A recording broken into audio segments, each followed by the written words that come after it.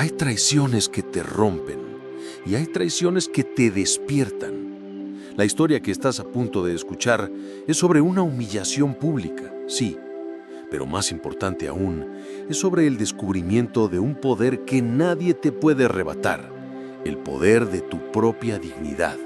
Bienvenido a Código Virtud.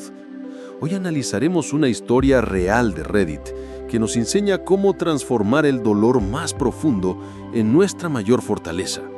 Si estás listo para aprender a navegar las tormentas de la vida, este es tu lugar. Suscríbete para no perderte ninguna lección. Apóyanos con un like si crees en este mensaje.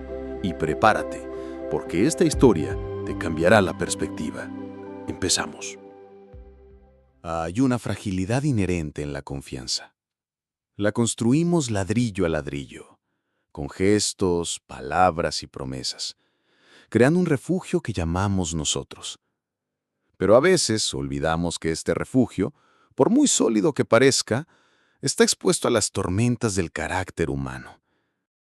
Y hay heridas que nos sangran, pero que se sienten en lo más profundo del alma. Son las que se abren cuando ese refugio se derrumba sin previo aviso. Hay momentos en la vida que actúan como bisagra. Un solo instante que cierra de golpe la puerta a un futuro que imaginabas y te obliga a caminar por un pasillo oscuro que no sabías que existía. Estos momentos son dolorosos, pero si los observamos con atención, también son increíblemente reveladores. La historia que estás a punto de escuchar no es solo sobre un desamor. Es una crónica sobre cómo se forja la dignidad en el fuego de la humillación pública y cómo el dolor, cuando se le mira de frente, puede convertirse en nuestro más grande maestro. Nuestro protagonista, un joven de 23 años, nos comparte su experiencia, una que quizá resuene en alguna cicatriz de tu propia historia, en algún eco de un dolor pasado. Él nos cuenta. Tenía 23 años y estaba saliendo con una chica de 21. Y quiero ser claro, no era algo pasajero o superficial. Era de esas conexiones que se sienten distintas desde el principio, de esas que te hacen bajar la guardia y te invitan a ser vulnerable. Habíamos trascendido esa fase inicial de las conversaciones triviales para sumergirnos en diálogos profundos sobre miedos, esperanzas y sobre lo que buscábamos en el otro, en la vida. Ambos llegamos a la misma conclusión. Verbalizada y sentida, queríamos construir algo real, algo con cimientos. Esa sensación de seguridad, de estar en la misma página, no era una ilusión. Era el pilar sobre el que empezábamos a edificar nuestro pequeño mundo. La noche que todo se derrumbó, estábamos en ese gran festival anual de la ciudad. El aire vibraba con la energía colectiva, una sinfonía de música, luces y risas. Era, en teoría, el escenario perfecto para solidificar un recuerdo feliz. Y al principio así fue. Caminábamos de la mano, no solo como un gesto romántico, sino como una declaración silenciosa al mundo. Éramos un equipo. Yo me sentía completamente presente, anclado a ese momento, a su sonrisa, a la calidez de su mano entrelazada con la mía. Pero entonces, en medio de esa perfecta armonía, ocurrió la primera fractura. Una disonancia casi imperceptible. Ella vio un grupo de amigos a lo lejos. Y lo primero que sentí no fue una palabra, sino un cambio de energía. La presión en mi mano disminuyó, se volvió laxa, hasta que finalmente me soltó por completo. No fue un gesto casual para saludar. Fue una desconexión deliberada. Un pequeño pero gélido vacío se instaló donde antes había calor y conexión. Su cuerpo se giró, su aprensión voló lejos de mí y se ancló en ellos. Se volvió distante.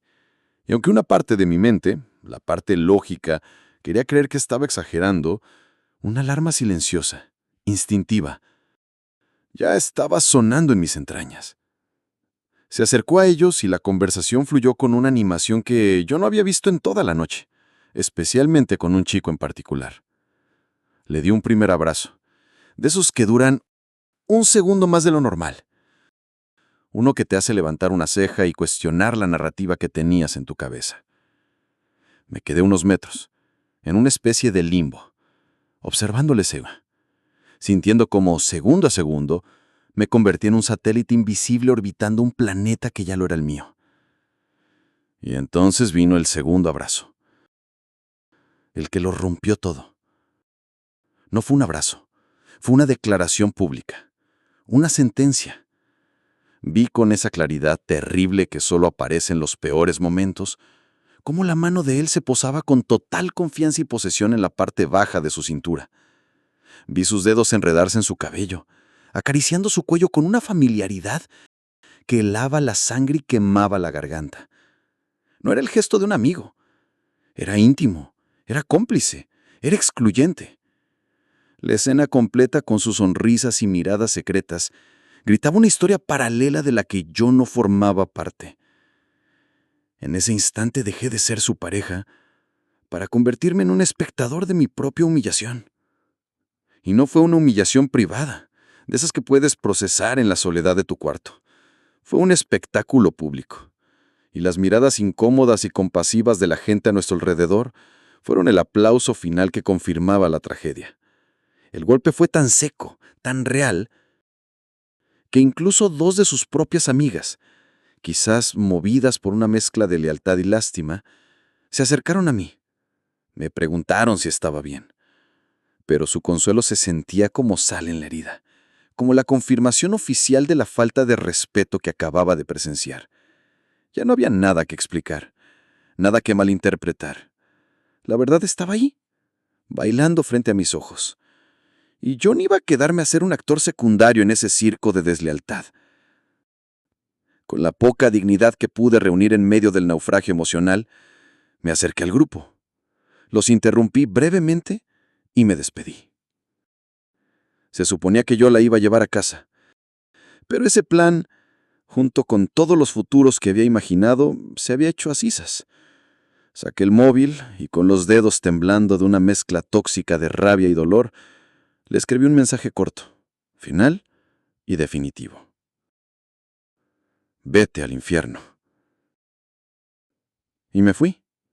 No miré atrás.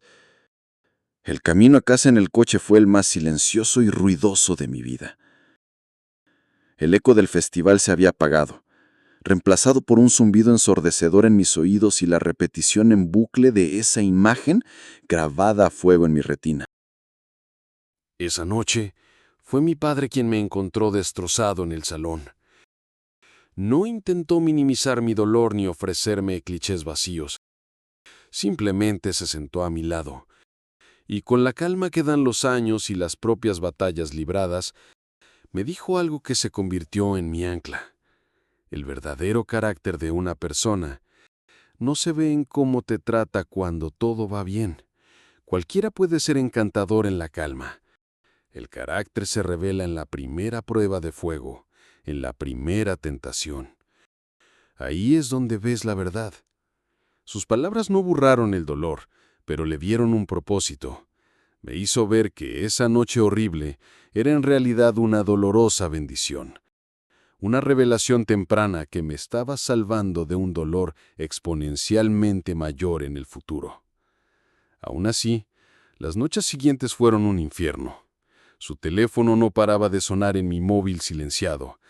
Llamadas perdidas, mensajes de texto, audios, todos con el mismo tono desesperado, rogando por solo 2 minutos para explicar lo inexplicable, pidiendo un perdón que ya era irrelevante.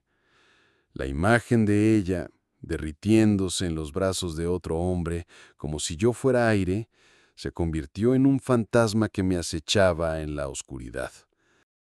Tuve que tomar algo para poder dormir, para intentar silenciar esa película mental que se reproducía sin mi permiso.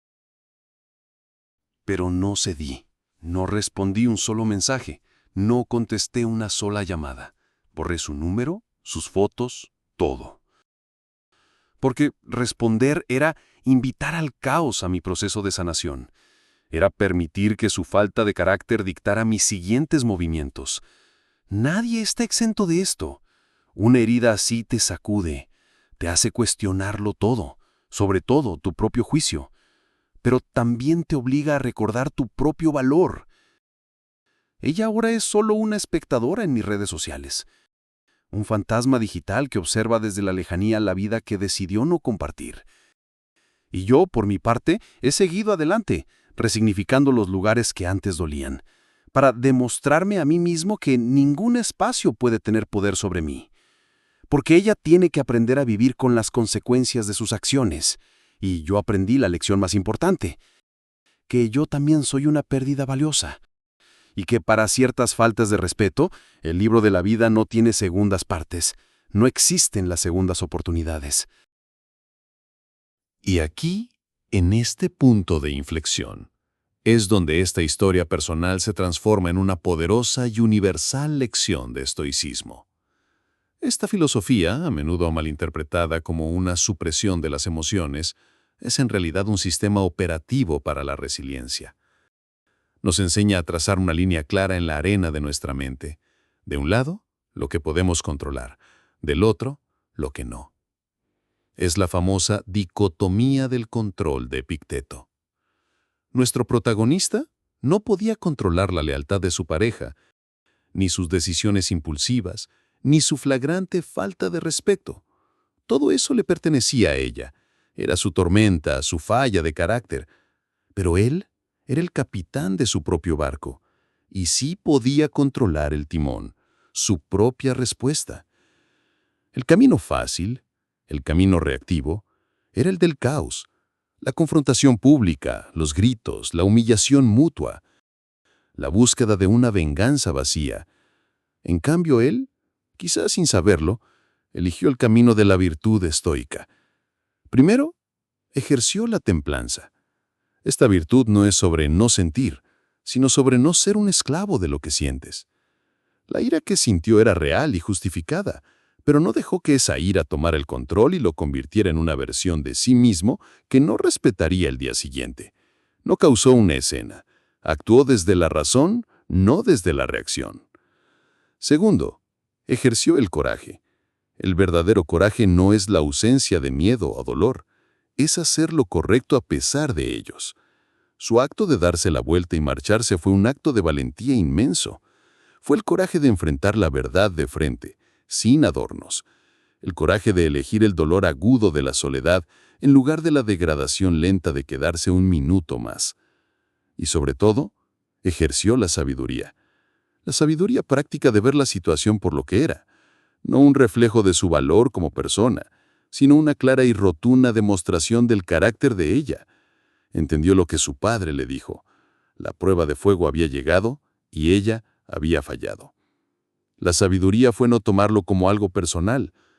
Desde la perspectiva estoica, esa traición pública no fue una maldición, fue de hecho un regalo doloroso. Fue un filtro brutalmente honesto que le reveló la verdad de forma inmediata, ahorrándole meses o años de una relación construida sobre cimientos falsos. El obstáculo, como diría Marco Aurelio, se convirtió en el camino de regreso a sí mismo. La moraleja final, la lección que podemos grabar en nuestra mente, es esta. Debemos construir nuestra propia ciudadela interior. El mundo exterior siempre será caótico, impredecible. La gente te decepcionará. Los eventos no saldrán como planeas. No puedes controlar la tormenta, pero siempre puedes controlar cómo navegas a través de ella. Tu paz interior, tu dignidad y tus principios son tu fortaleza, la única que nadie puede quitarte. Al elegir marcharse, él no perdió nada esa noche. Al contrario, recuperó su bien más preciado, el control sobre sí mismo. Y esa, amigos míos, es la victoria que de verdad importa. La sabiduría sin acción es inútil, así que tu trabajo empieza hoy. El primer paso es el compromiso. Quiero que vayas a los comentarios y escribas cuál fue la lección más grande que aprendiste de un momento difícil. Al compartirlo, lo transformas en fortaleza. Si crees en esta misión de construir hombres más fuertes, demuéstralo con un like. Y si no quieres recorrer este camino solo, suscríbete y únete a la Legión de Código Virtud. Nos vemos en el próximo video. Gracias por tu tiempo. Descifra el código, forja tu virtud.